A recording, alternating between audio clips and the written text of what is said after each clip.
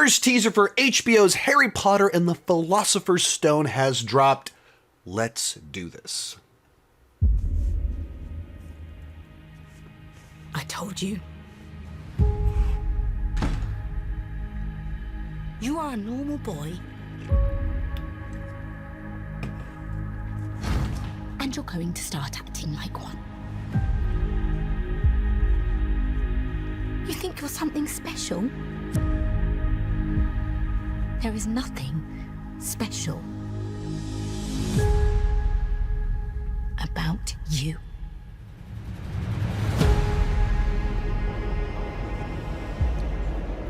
I've always wanted to know about my parents. Your parents were the kindest, bravest people I ever met. They were funny and clever, and they stood up for what they believed was right. The next time I see you, we'll be in Hogwarts.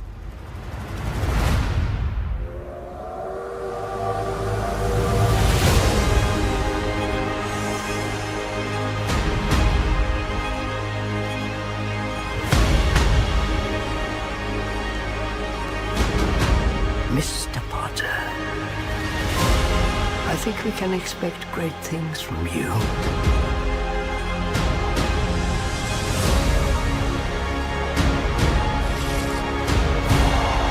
Let's see who you are.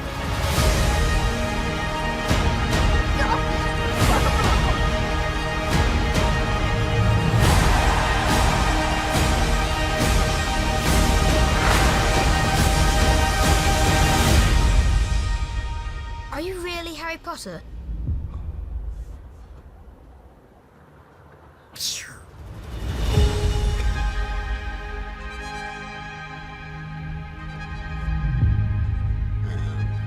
Suppose that will do it for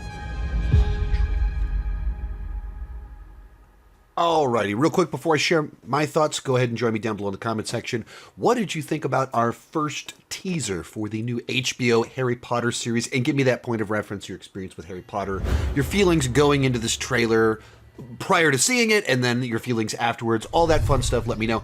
I want to give it one more watch, and then I'm going to start talking. So, I'm by no means a big Harry Potter fan. I've always enjoyed Harry Potter well enough, but never been a fanatic. I think I've read the first 3 books. But I have lived with people obsessed with Harry Potter for 20 years now, whether my wife or my kids now. So I've been very much soaked in the world of Harry Potter for a very long time. And it's kind of interesting having seen the movies so many times and then to see a new version where, you know, the old ones hold up really well. It's not like they were low budget and they're, you know, only 25 years old. And so they hold up really well. So you're seeing like the same thing, but it's different. And just even the way Hogwarts, it's the same, but it's different. And that the characters look the same, but they look different. It's just interesting to like see this alternate world version of the multiverse version of Harry Potter when just so used to seeing the one iconic film version of them.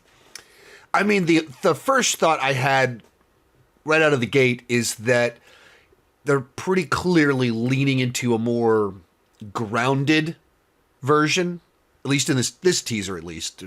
They didn't go to the super spectacular side of it, but like, even at the beginning, when we've got bullied Harry Potter, it feels very much anchored in a reality not terribly far from our own. And even as we start heading off on our adventure to Hogwarts, it doesn't have kind of the cartoonish, elevated look that's in the movies. In this trailer, could be different, but like even the music they're playing is very swelling and epic rather than whimsical. And I don't know, like you're just seeing a teaser that is 9 months before release. So I don't want them to give everything away, but also their job here is to distinguish themselves from that which people already know, which is movies that they know are beloved that have been rewatched a bazillion times. So how do we put out a trailer that gets people excited, that lets like see like the quality of it, but that we're not just doing the same thing? And you get a trailer that feels much more, like I said, anchored in our reality. It's about wizards, not all of that, but feeling, even just the way things are shot, the design of everything, while having the Hogwarts isms to it, it maybe not quite as exaggerated in certain ways, based on the trailer. That was like my takeaway. The whole thing just kind of had a little bit more closer to our lived reality. It's tough to go too much further than that because without kind of getting the moments, because like from there, the big question, do these actors fit these parts? Can we accept them? Because it's not just interpretation from reading books or hearing audiobooks in Jim Dale. It's also beloved movies and performances. We've no specific voices to these characters, and now I have new ones. And it seemed like they kind of almost intentionally kind of held back a little bit on seeing some of our acting or performances. And that's kind of one of the big questions, like, how Harry Potter is he? Will he take over Daniel Radcliffe? Can he do it? Can she defeat Emma Watson? All of them, that's that comparison. It's just so difficult. And that's when you have an adaptation like this, that you're the new version of something that is so beloved, and it's a one-to-one. This book again. Same book. Immediate comparisons come to mind. So I'm I don't know. I'm still kind of processing it because I was literally caught off guard by how much it just felt. I keep going back to it, but grounded, a little bit nearer to my lived existence. And that really was my big takeaway. I'm someone that's not terribly opposed to doing these remakes, somewhat probably because I'm not super invested in Harry Potter, but also because by now it's been 30 years.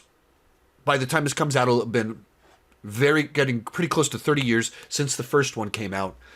And so that's a pretty good gap between original adaptation, readaptation, and it's in a new format, television, which on the first few books, I don't think will change. They'll be probably adding more, but they were able to adapt most of what was in the first 3 books into film form. And then when you get into the last 4 books, half of they're throwing out 60% of the plot lines and stuff. In some of them, it's really obviously they just had to montage through things. So you're able to more properly adapt the later books. I think that's a good thing. Like, we're not just doing a one-to-one. It's a new format. It's over 25 years later.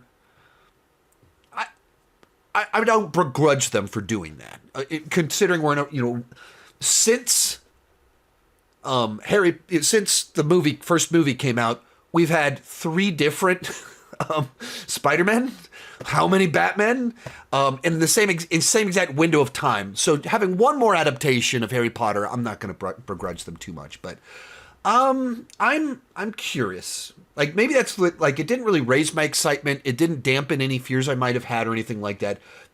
But it did kind of raise my curiosity because the tone was just not what I was expecting. In particular, because the first 2 have the Chris Columbus tone. The guy that did Home Alone did the first 2 books. And so they were a lot more kiddie. They were a little bit more, playful, whimsical, silly in a sense. And then the third one gets more serious. And some of that was the age of the characters, and some of that was just the Chris Columbus of it all.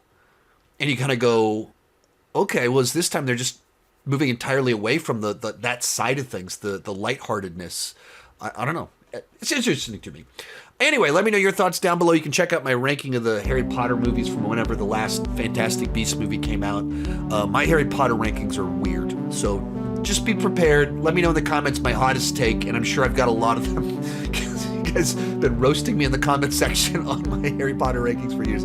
Hey, thank you much for watching, and keep talking movies and TV too much. Bye-bye.